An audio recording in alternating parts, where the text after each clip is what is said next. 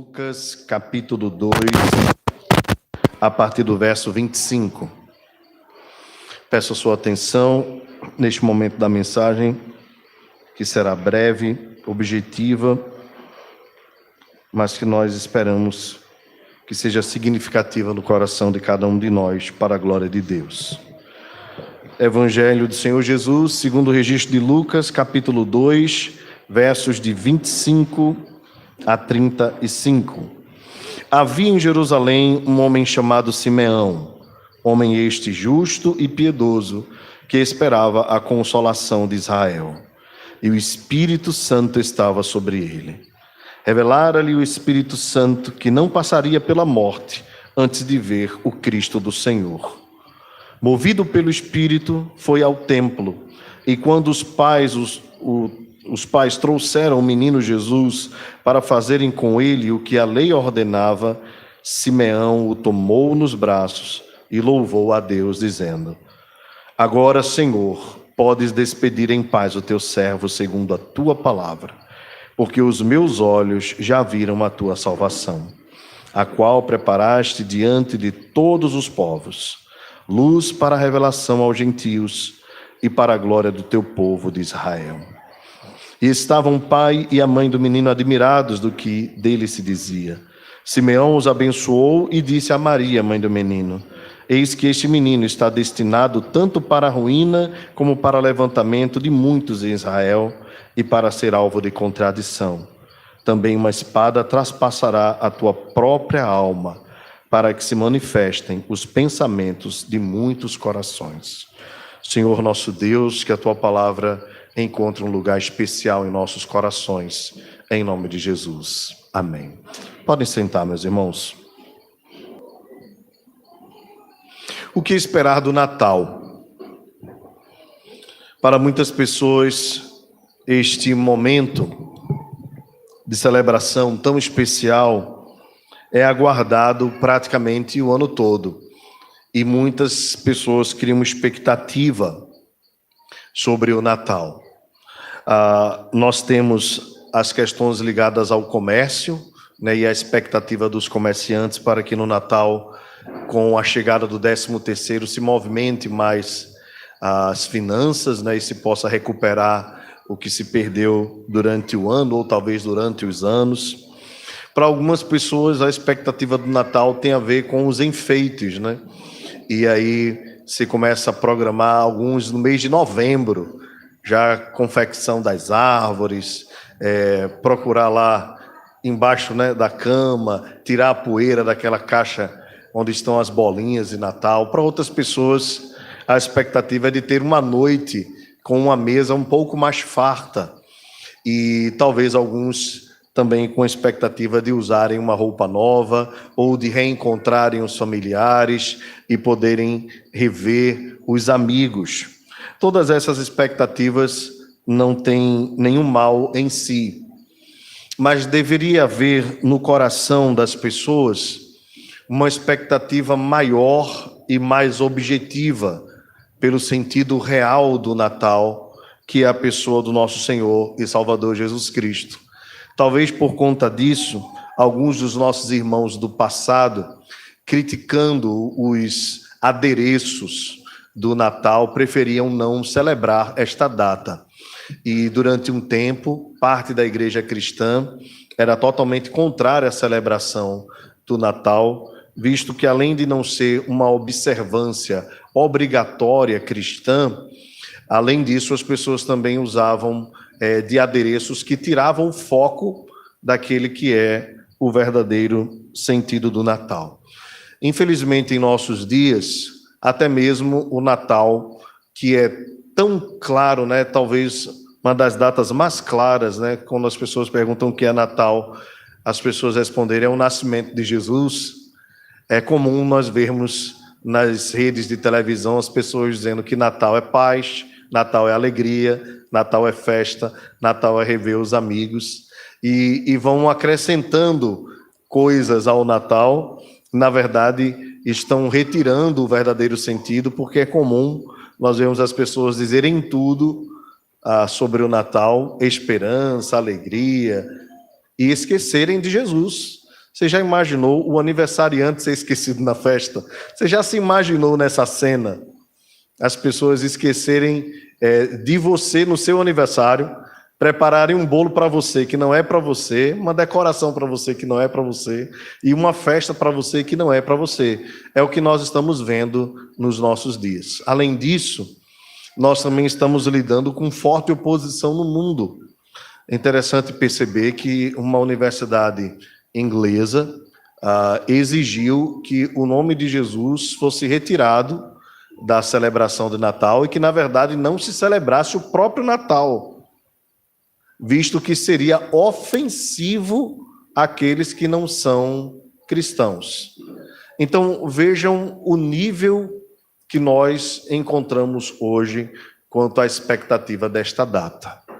Além disso, há também aqueles eventos, né, que parecem celebrar o Natal e não celebram, né? Você vai no shopping, tem o Natal do Harry Potter, o Natal da Turma da Mônica, o Natal e se fala do Cebolinha, do Harry Potter, da Mônica e de todos os personagens do desenho animado, mas você não encontra Jesus.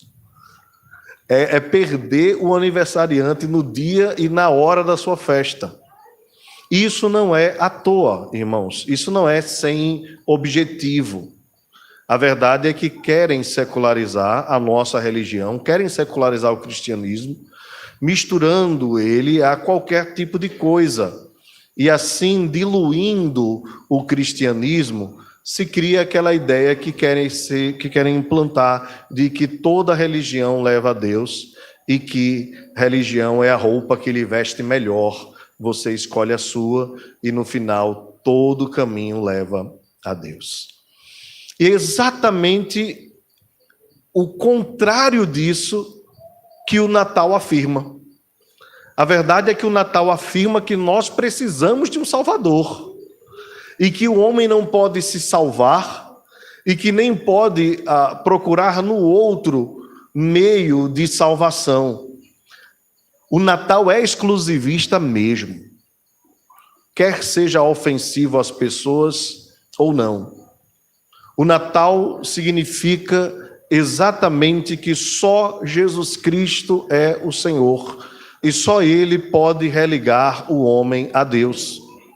E que assim sendo, da mesma forma que Cristo foi aprovado por Deus na sua encarnação, na sua humilhação, na sua morte, na sua ressurreição, a aprovação de Cristo significa a reprovação de todos os outros meios que se queiram constituir como possível para salvar o homem.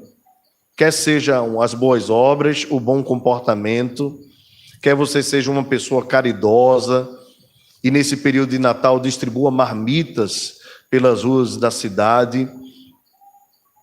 Qualquer dessas coisas não levará você a Deus, se você não for pelo único e verdadeiro caminho da salvação, que é o nosso Senhor e Salvador Jesus Cristo.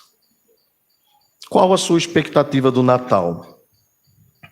A Bíblia fala de Simeão como um homem justo e piedoso, que no período que o apóstolo Paulo chama de plenitude dos tempos, os teólogos acreditam que o tempo que Jesus nasceu é chamado por Paulo assim como plenitude dos tempos, porque foi como se Deus fosse, na história, organizando a encarnação do seu filho, movendo todos os meios e todos os lados. Por exemplo, no período em que Jesus nasceu, o império que dominava era o Império Romano. E os romanos, como grandes investidores em infraestrutura, abriram estradas por todo o império. Essa plenitude dos tempos tem a ver com a facilidade que Deus organizou as coisas na história, usando os homens, para que o evangelho fosse disseminado por toda parte. Também Deus preparou uma língua. Antes do Império Romano, os gregos dominaram durante alguns séculos. E entre os gregos se estabeleceu uma língua que é chamada de grego koiné, ou popularmente chamada por nós como grego comum. O grego comum foi a língua em que as escrituras do Novo Testamento foram escritas. De forma que, ainda que o Império Romano dominasse e que houvessem muitas nações debaixo do Império, quando se escrevia em grego, as pessoas entendiam. Eu sei que hoje em dia, quando as nossas mães, né, falam alguma coisa, a gente diz, aí a mãe diz, eu estou falando grego, né? Naquela época, se ela dissesse, eu estou falando grego, o filho diria sim, e eu estou entendendo, porque era a língua comum do povo. E também a religião judaica que havia se espalhado com o monoteísmo, fazendo com que, se você observar, praticamente todas as cidades que Paulo foi, havia uma sinagoga. Quando não, isso cidades pagãs. Quando não, pelo menos um lugar de oração, que era um local que reunia algumas mulheres. Bem, Simeão vivia neste tempo e esperava a consolação de Israel.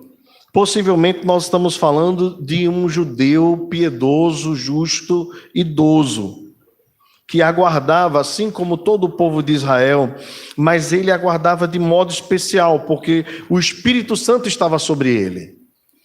E o Espírito Santo, que é o Espírito da revelação, havia aquecido naqueles dias o coração de Simeão de forma diferenciada, de maneira que Deus o levou ao templo, porque havia uma promessa em seu coração, dada pelo Espírito Santo, que ele não morreria antes de ver o Cristo do Senhor. Você já imaginou essa expectativa? Os judeus estavam há cerca de 400 anos sem ter nenhuma revelação de Deus. Desde a última palavra de Deus através do profeta Malaquias, prometendo o novo Elias, né, que é João Batista, houve um período de 400 anos que nós chamamos de período interbíblico ou intertestamentário, que Deus simplesmente cessou de falar com o povo. Não houve mais nenhuma revelação objetiva. Mas naqueles dias há um homem justo e piedoso que nós só conhecemos pelo registro de Lucas e não ouvimos mais falar dele. O Espírito Santo trouxe uma revelação. Você não vai morrer sem ver Jesus, sem ver o enviado. O Espírito Santo move e ele vai ao templo. E quando os pais José e Maria trouxeram Jesus para fazer o que a lei ordenava, ele tomou o menino nos braços, como quem ansiava por ter um encontro com o seu Salvador.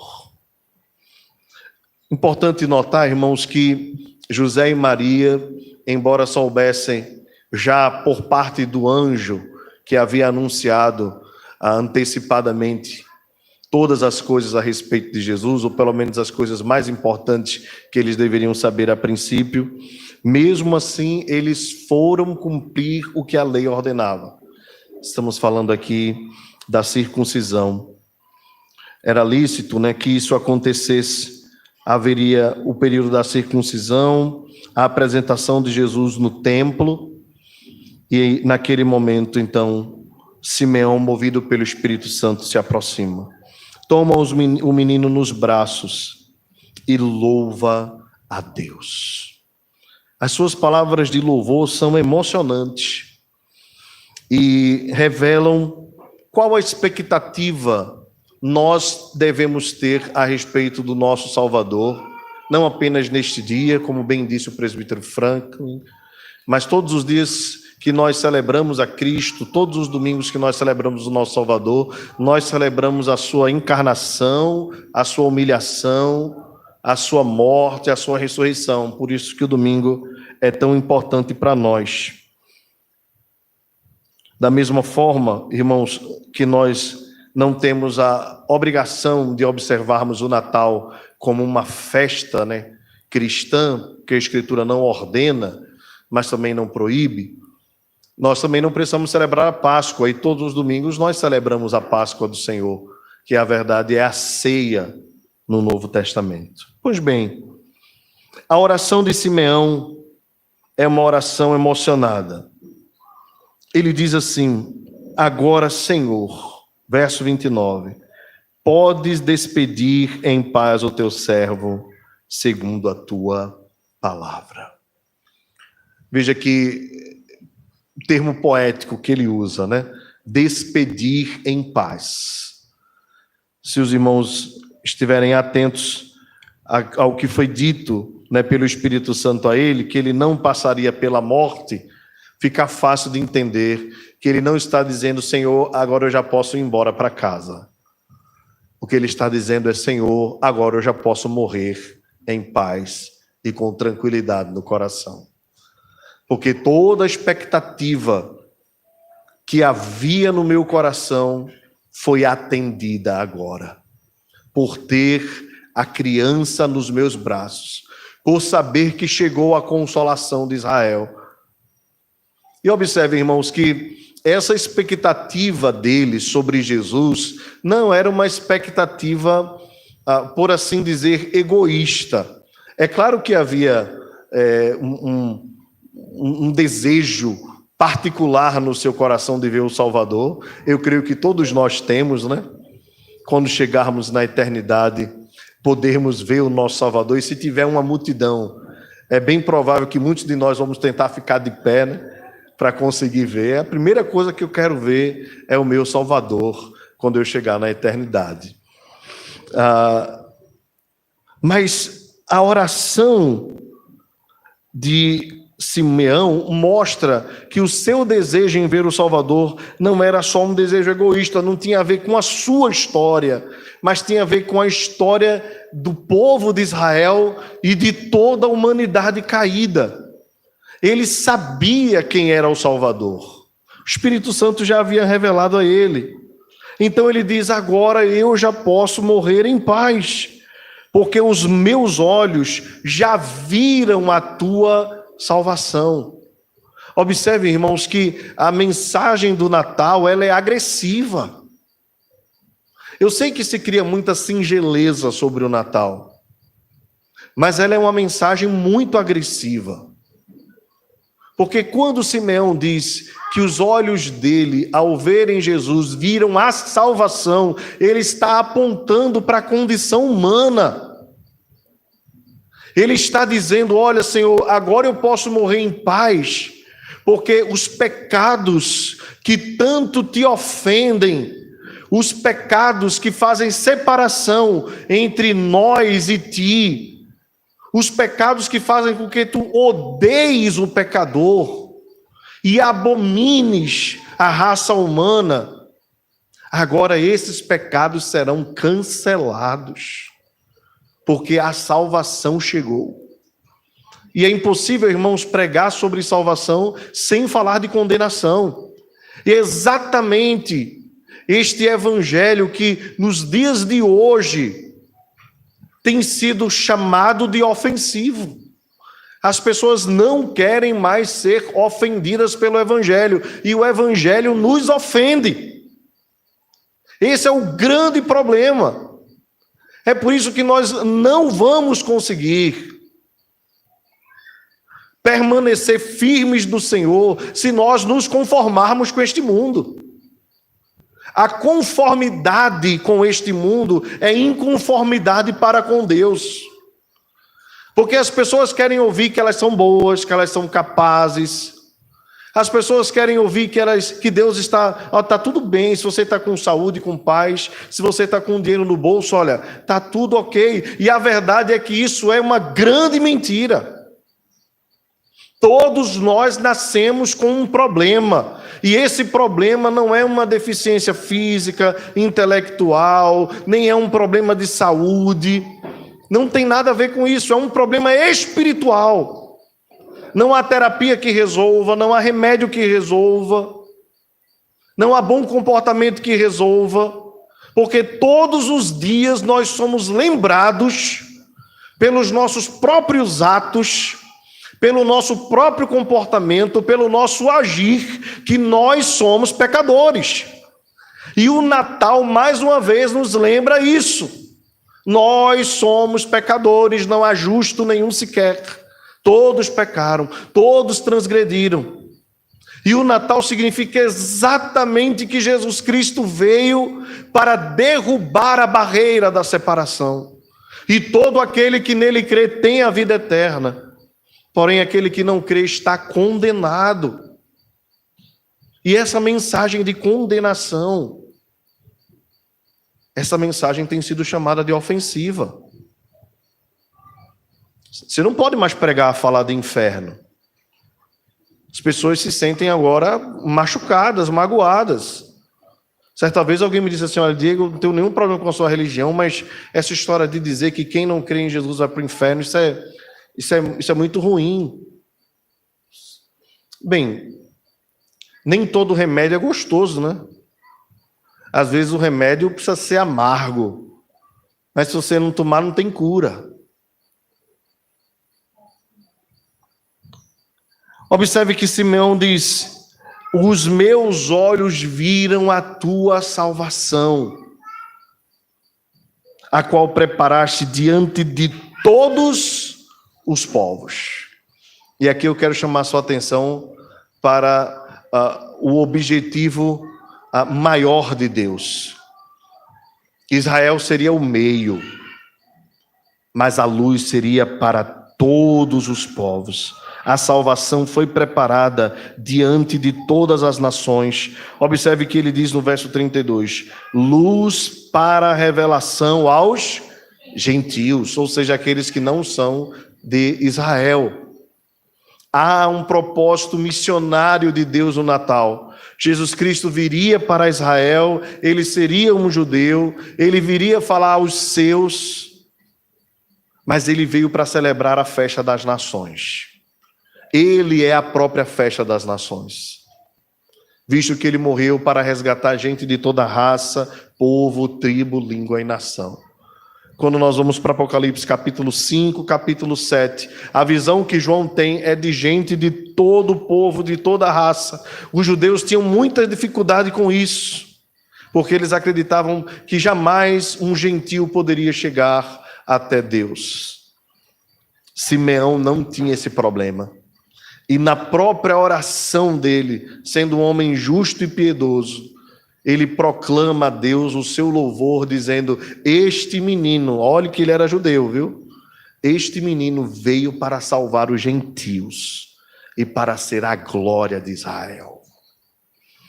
Meus irmãos, Simeão, nesta oração, estava falando de mim e de você. Você já imaginou? Simeão estava pensando em nós. Ele era um judeu, como todo judeu exclusivista, como todo judeu acreditava que todas as bênçãos de Deus deveriam vir só sobre Israel. Os próprios apóstolos tinham dificuldade em entender a relação de Deus com os não-judeus, mas Simeão era um homem tão justo e tão piedoso, e o Espírito Santo lhe revelou de tal forma a graça de Deus, que antes dele colocar Israel na sua oração, ele fala: diante de todos os povos, luz para a revelação aos gentios. E depois ele diz: e para a glória do teu povo de Israel. Meus irmãos, Deus, quando enviou Jesus Cristo, estava pensando em nós. Ele não estava fazendo acepção de pessoas. Ele estava escolhendo entre gente de todo o povo, raça, tribo, língua e nação, gente para chamar de meu povo. E nós estamos aqui nesta noite porque ele nos escolheu pela sua graça. É só graça de Deus. O texto diz, meus irmãos, que Maria e José se admiraram do que ele dizia. Simeão então abençoou a José e Maria e disse: este menino está destinado tanto para a ruína como para o levantamento de muitos em Israel e para ser alvo de contradição. Os irmãos sabem bem como essa profecia se cumpriu, né? porque Jesus em Israel tanto levantou os caídos como derrubou os que se achavam em pé. Nós podemos lembrar, por exemplo, de homens que eram extremamente odiados pelos judeus e Cristo os levanta. Podemos pensar em Maria Madalena, uma mulher prostituta. Podemos pensar em Mateus, Levi, o publicano, que era odiado pelos judeus, e Jesus o levanta. Leprosos, que precisavam ficar distante das pessoas, com os cabelos assanhados, as barbas grandes, as roupas rasgadas, e quando alguém se aproximava, ele precisava gritar: afaste-se de mim, porque eu sou leproso. Jesus Cristo vai lá, chama esses homens, toca nesses homens, cura esses homens, liberta da prisão que os seus corações estavam e os salva. Jesus levantou muitos caídos. Você lembra daquele aleijado no tanque de Betesda, né? O que Jesus fez por aquele homem. Você lembra daquele cego em Jericó chamado Bartimeu, que a multidão dizia: para de gritar, o mestre não vai te ouvir. E Jesus Cristo foi lá, o curou e o levantou. A quantos ele não disse: levanta, toma o teu leito e anda. E até mesmo ao morto, que já estava há 4 dias na sepultura, cujo corpo já fedia, Jesus Cristo disse: Lázaro, vem para fora. E aquele que estava morto levantou e reviveu. Ele veio para levantamento de muitos. Agora, ele também veio para a ruína de muitos. Porque alguns apontavam para ele dizendo assim: esse se junta com pecadores e come com eles. E Jesus disse: os sãos não precisam de médico. Eu não vim para justos, eu vim para quem precisa de arrependimento. Jesus veio também para confundir a cabeça de muita gente. Porque muitos disseram a respeito dele: acaso pode vir de Nazaré alguma coisa boa? Alguma coisa que preste? Sendo ele nazareno, mantinha-se calado, quieto, fazendo a obra de Deus. Meus irmãos, nos dias de hoje, Jesus continua fazendo o levantamento e a ruína de muitos. A sua missão continua mesmo. Através dos seus discípulos da igreja, a sua mensagem sendo pregada não volta vazia, cumpre o propósito para o qual Deus determinou, seja para a salvação ou para a condenação. Todo aquele que crê tem a vida eterna, quem não crê não tem a vida eterna. Portanto, a mensagem continua sendo pregada. 2000 anos depois, nós estamos obedecendo aquilo que Cristo nos ordenou antes de ser assunto aos céus. Vão a todo mundo e preguem o evangelho a toda criatura. Quem crer e for batizado será salvo. Quem não crer e não for batizado não será salvo. Já está condenado, porque não creu no unigênito Filho de Deus. É por isso, irmãos, que nós não estamos aqui para atender à expectativa da sociedade. Nós não estamos aqui para enfeitar o Natal. Já bastam os enfeites que existem. Nós não estamos aqui para enfeitar a mensagem do Natal. Nós não estamos aqui para querer adaptar Jesus à sua realidade de vida, à sua condição de vida. O que é pecado é pecado. E foi exatamente para isso que Jesus veio, para nos livrar do poder do pecado, para nos libertar das garras do pecado. Mas é necessário que, para que isso aconteça, o homem de fato se arrependa e reconheça que é pecador, e reconheça que não há outro meio de salvação a não ser Jesus Cristo.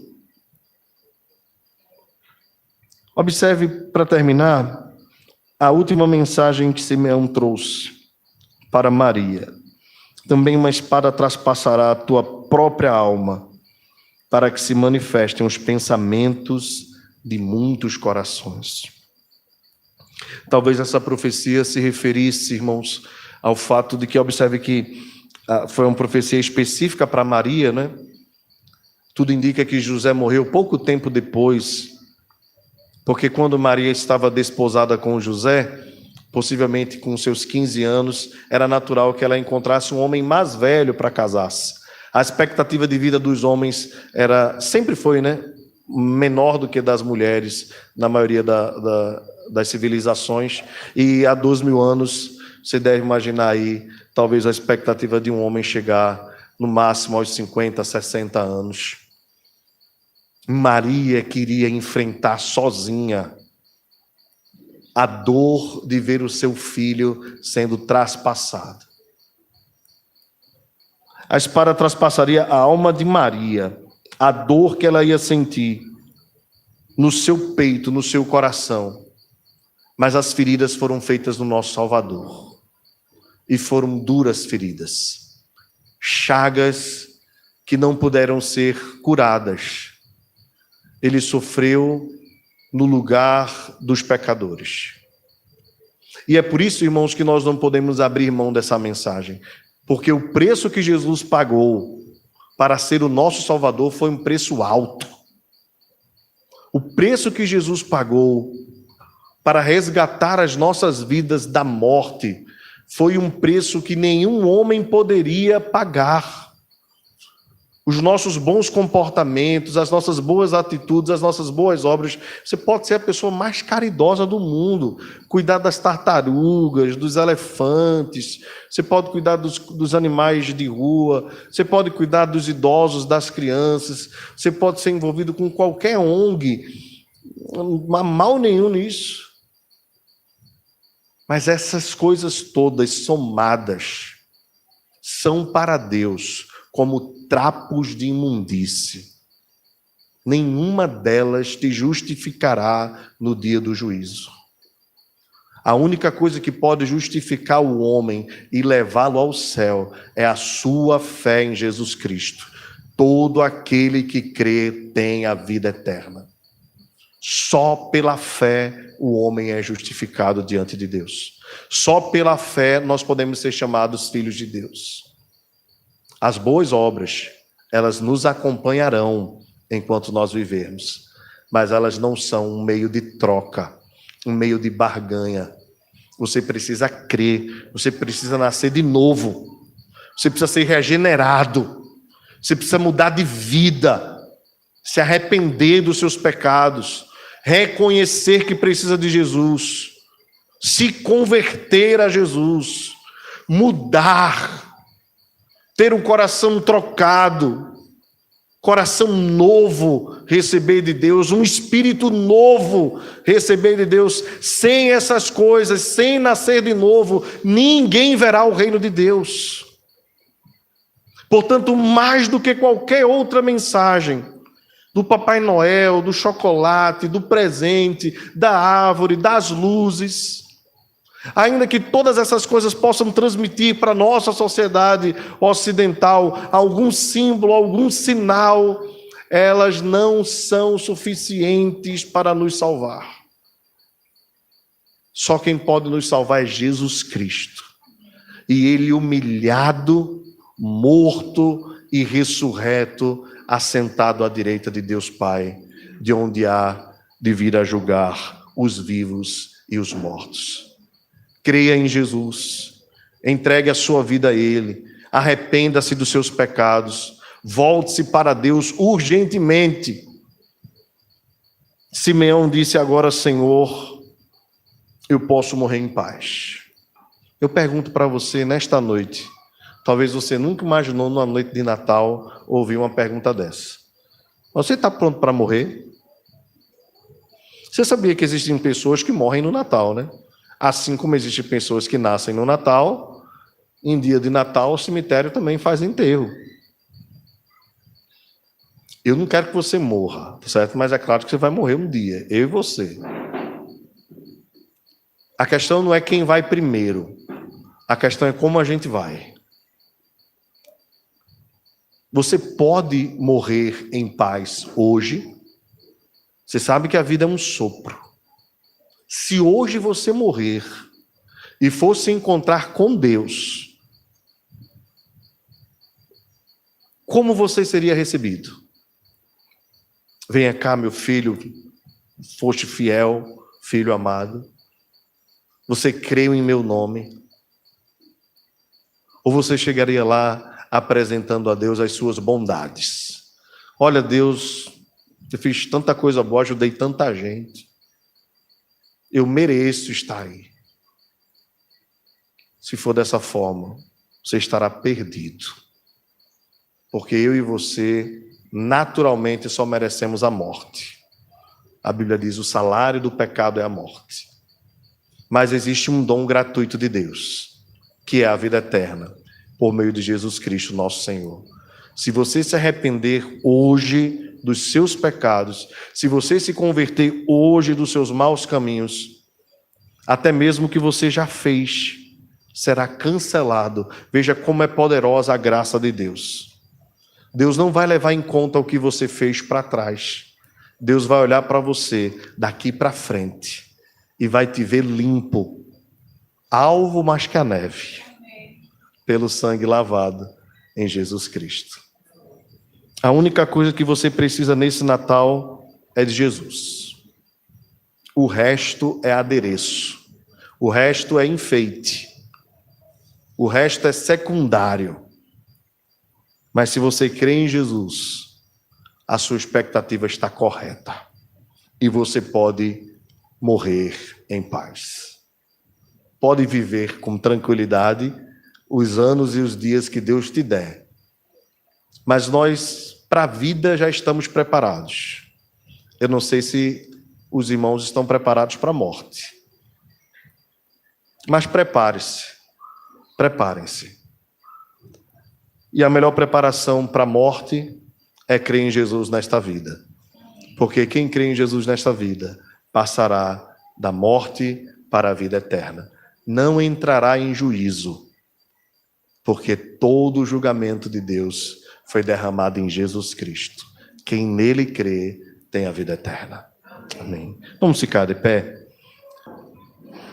Quando você chegar em casa, pense um pouco sobre esta mensagem. Reflita um pouco. Não deixe passar em vão o seu Natal. Não deixe que esse período não seja simplesmente considerado a magia do Natal. Pois não existe magia no Natal. Existe milagre no Natal. O milagre é Jesus Cristo sendo homem, sendo Deus, tornando-se o homem, para como Deus poder salvar o homem dos seus pecados. Noite de paz, noite de amor, tudo dorme em derredor, entre os astros que espalhem a luz, proclamando o menino Jesus. Brilha a estrela da paz,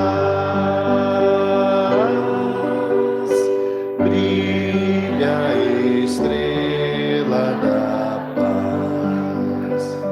As mulheres, noite de paz, noite.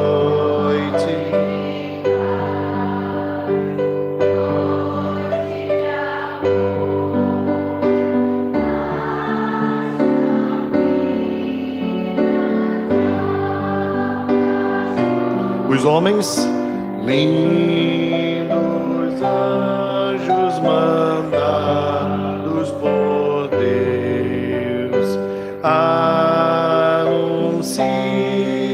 as novas dos céus. Todos juntos. Nasce o bom Salvador,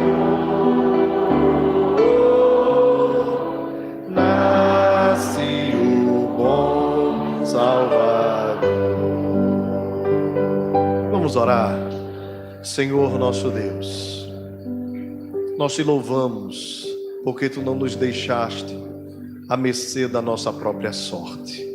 Tu não nos entregaste à miséria da nossa condição pecadora.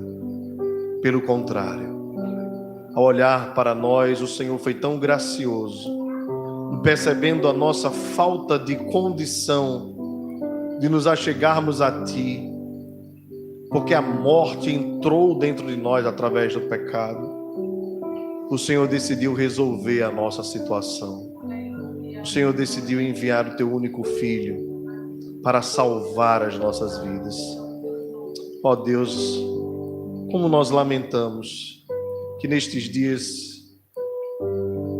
que deveríamos celebrar a Tua graça, as pessoas celebram a bebedice, a glutonaria, as músicas indecentes e as danças, e não lembram, Senhor, do verdadeiro e real sentido. Permanecem obscuros nos seus pecados. Obrigado, Senhor, porque o mesmo Espírito que revelou Jesus a Simeão revelou também a nós. É por esse Espírito que nós clamamos, Abba, Pai. Obrigado porque Tu não nos deixaste presos à morte. Pelo contrário, o Verbo se fez carne e habitou entre nós, cheio de graça e de verdade, e vimos a Sua glória, glória como do unigênito do Pai. O mundo não o conheceu, mas nós o conhecemos, porque a nós foi dada a graça da revelação do Espírito Santo. Ó Senhor, ajuda-nos, como Teus filhos, a divulgarmos a mensagem do Natal, para que o mundo saiba que Tu enviaste o Teu Filho e que todo aquele que nele crê tem a vida. Nós Te pedimos essas bênçãos em nome de Jesus. Vamos cantar juntos o último refrão, a última estrofe. Noite de paz, noite de amor, ó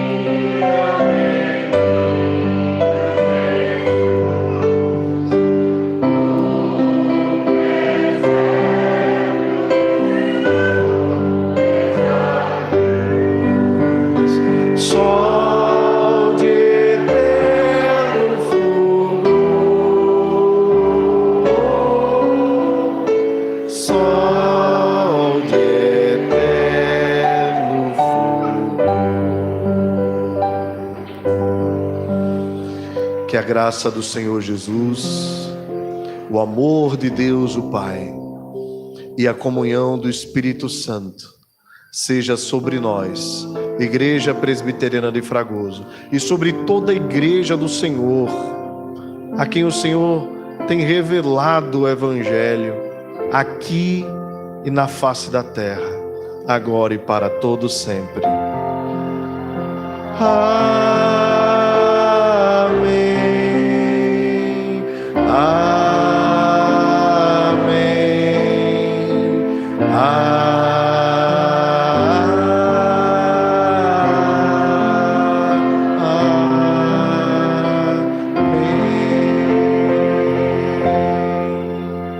Sentemos-nos, irmãos.